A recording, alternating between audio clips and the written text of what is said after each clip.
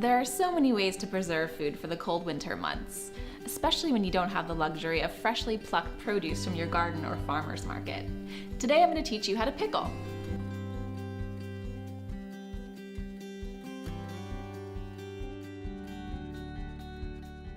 To start, we're going to make a brine. We're going to take a saucepan and add our vinegar and our water, as well as our salt.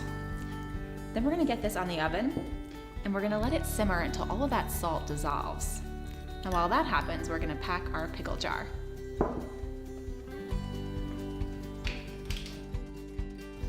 Next, we're going to fill our pickle jar. We're going to use a quart-sized mason jar.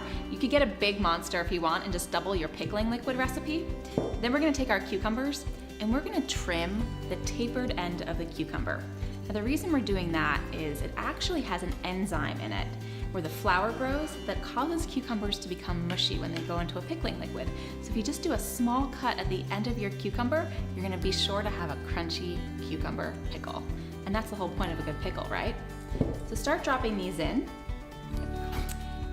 Do the small ones, and that'll allow you to get a lot in there.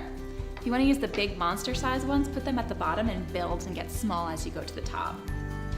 So we're going to fill this up. We're going to use some wonderful fennel seed fronds.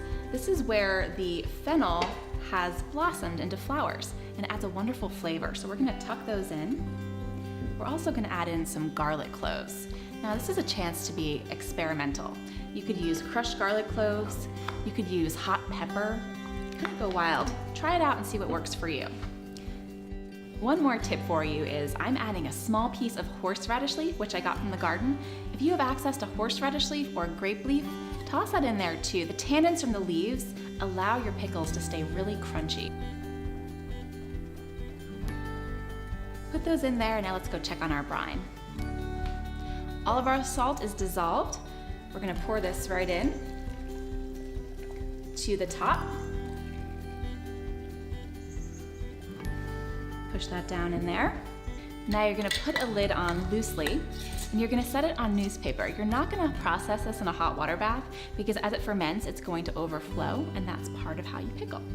These are going to be delicious in 6 weeks, but even better in 6 months.